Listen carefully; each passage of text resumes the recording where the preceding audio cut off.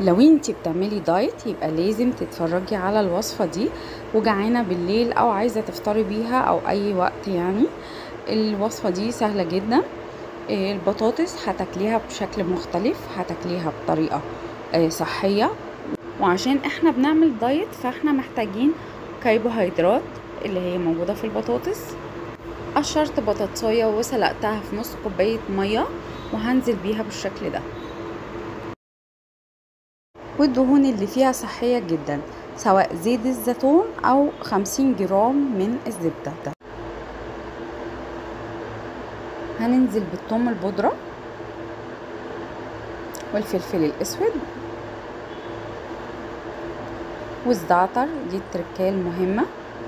وهنا 50 جرام من الزبدة،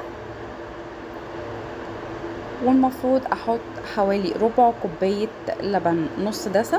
طبعا علشان الست المصرية بتعرف تتصرف، انا عندي هنا لبن كان قاطع، اخدت مكانه اللبن القاطع، واحنا عارفين ان احنا بندخله في كل المكونات الخاصة بالاكل. وهنهرس بالشكل ده.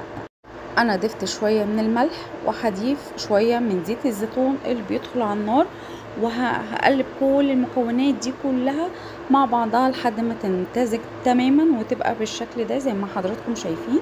وبعد كده انا جبت قالب للفرن او الاير فراير، وهعبي كده فيه زي ما انتم شايفين، وامسح الجوانب علشان ما تعملش ريحة وهتبوظ طعم الاكل.